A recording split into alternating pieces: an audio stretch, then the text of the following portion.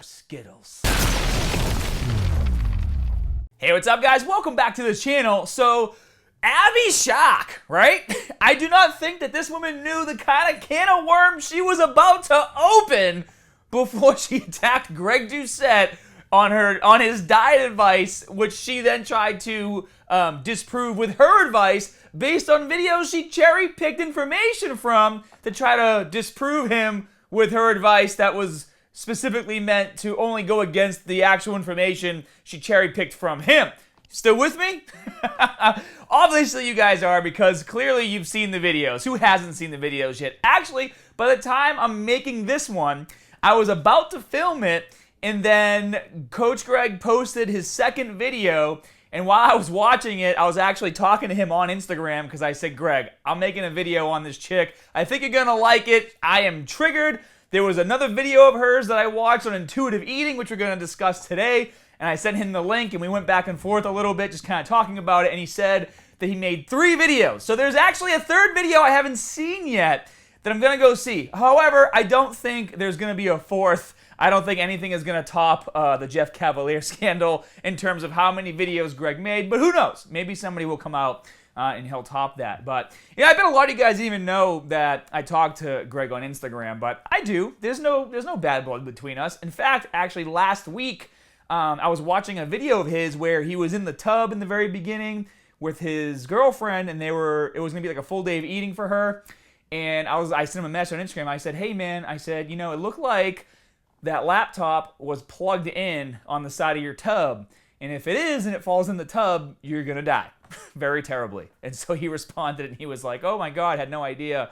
Didn't even realize it. So he's like, now I have a TV over the tub. Anyways, I saved Coach Greg's life. You're welcome. Moving on. So this is actually a subject that I've wanted to talk about for a while, and I thought now is as good a time as ever to kind of bring it up because there's a lot of things being said. And despite the whole back and forth between Coach Greg and Abby Shock, you know, the number one thing that stood out to me, and something that Greg said a lot in his video, is obviously calories in versus calories out. It's still calories in or out. But also trading to be happy, and Abby not understanding what it's like to be an athlete. It was made very clear from the interactions and the videos she was cherry picking from of, you know, Greg getting ready to do a competition and the way he was eating and dieting down to around 5% body fat to be able to go on stage and compete for one day. It was very clear from her reactions that she just did not understand why somebody would want to do this. And I thought the examples that Greg gave in retaliation to her about like Tour de France and falling off your bike and getting back up and having, you know, completing the race with a broken collarbone.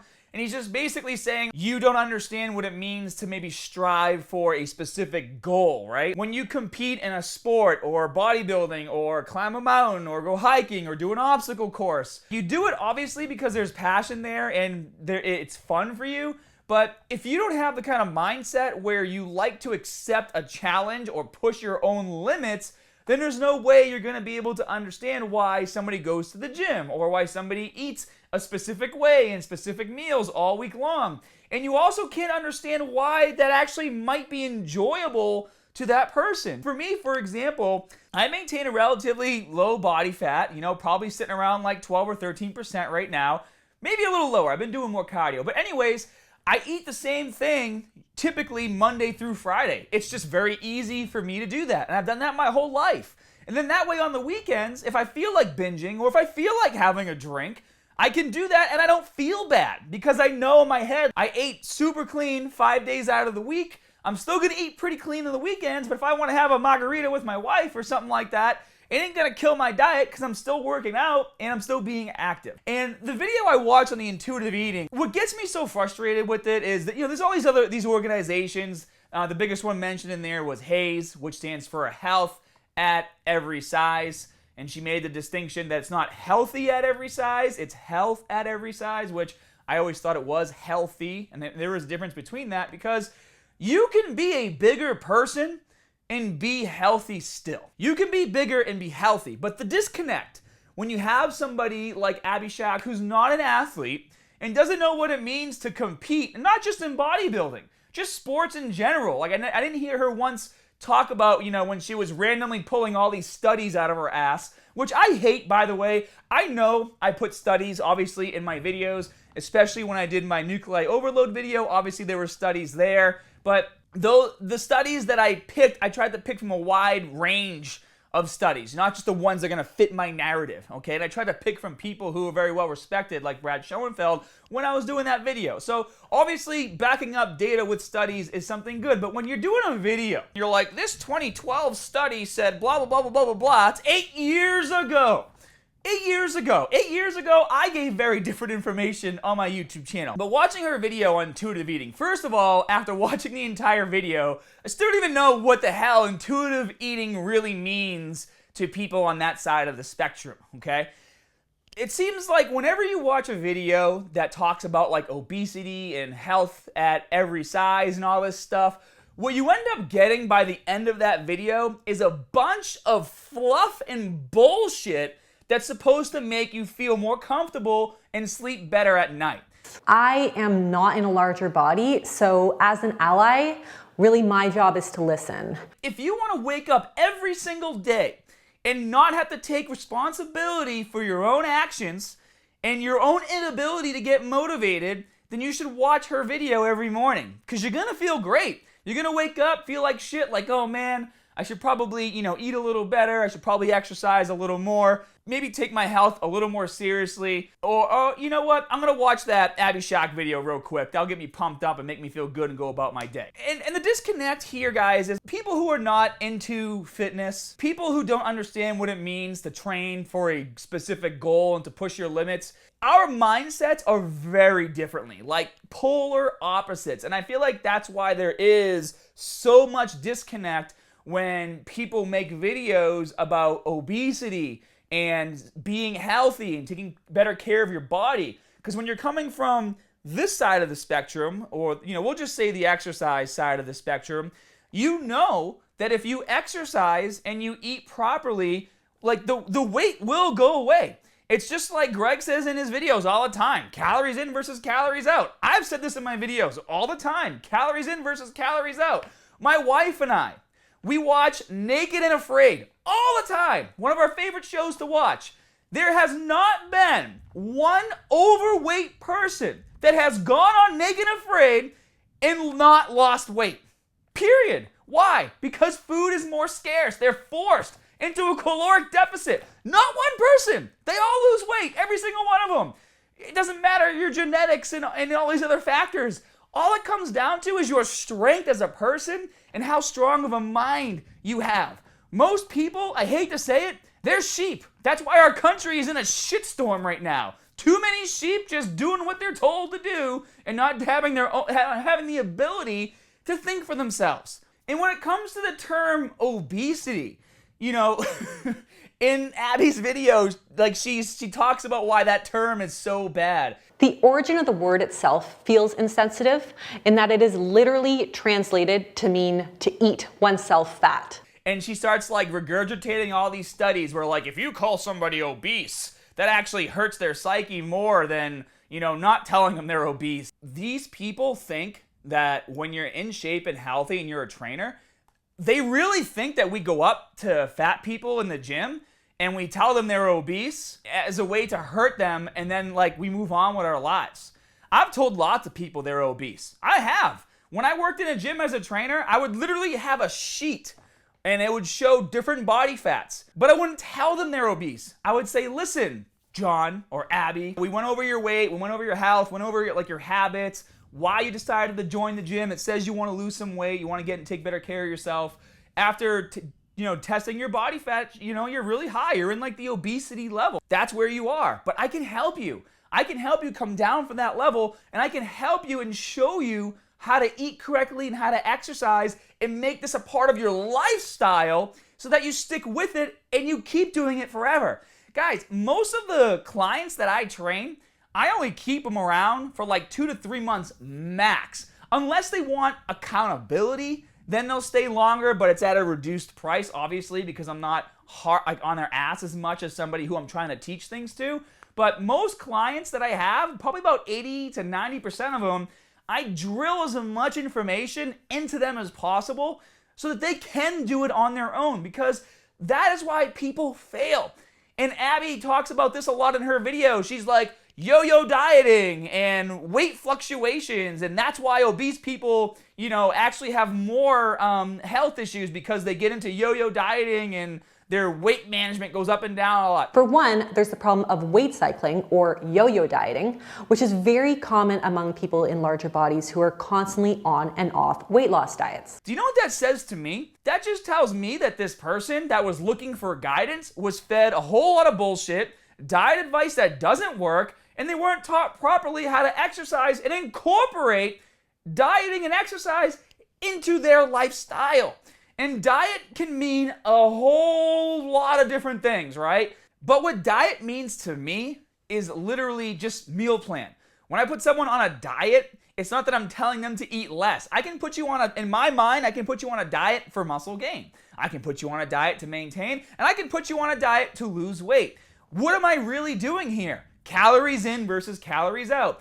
I help you build a meal plan based around foods you like to eat so that you'll actually do the meal plan. If you're obese and someone's telling you to lose weight, you have to eat less, and you have to eat all these terrible things that you don't like to eat, you're not gonna stick with it, and you will yo-yo diet from it.